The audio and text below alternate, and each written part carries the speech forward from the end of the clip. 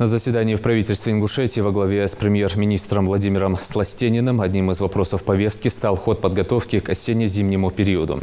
По информации министра строительства и жилищно-коммунального хозяйства Республики Микаила Балахоева, всего в регионе 6 котельных централизованного теплоснабжения, которые отапливают 53 многоквартирных дома.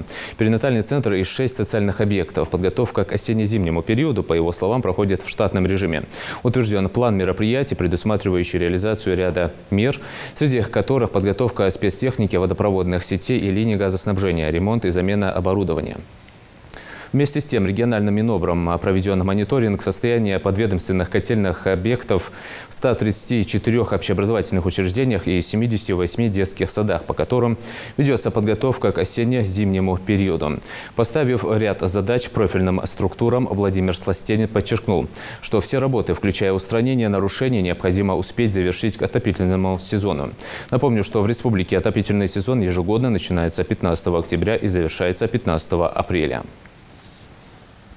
На сегодняшний день, не позднее 15 октября, для теплоснабжающих теплосетевых организаций нужно все это Роспотребнадзором, предписание уже сделано, все, они работают. И не позднее до 1 ноября на муниципальных образованиях паспорта готовности иметь. И по имеющейся информации в настоящее время ведется повторная проверка управления Роспотребнадзора. По результатам проверки будет выдано предписание органам местного самоуправления или паспорта готовности. В случае неустранения нарушения срока до 15 апреля текущего года паспорта готовности выдаваться не будут. В прошлый период все паспорта были получены в срок. Необходимо обеспечить реализацию учрежденных планов подготовки зимнего периода 2021-2022 года строго в установленные сроки. Второе. Обеспечить создание муниципальных штабов с указанием телефона горячей линии на период прохождения осенне-зимнего периода 2021-2022 года. Третье. Обеспечить минимальные резервные мощности котельной для прохождения осенне-зимнего периода 2021-2022 года в штатном режиме.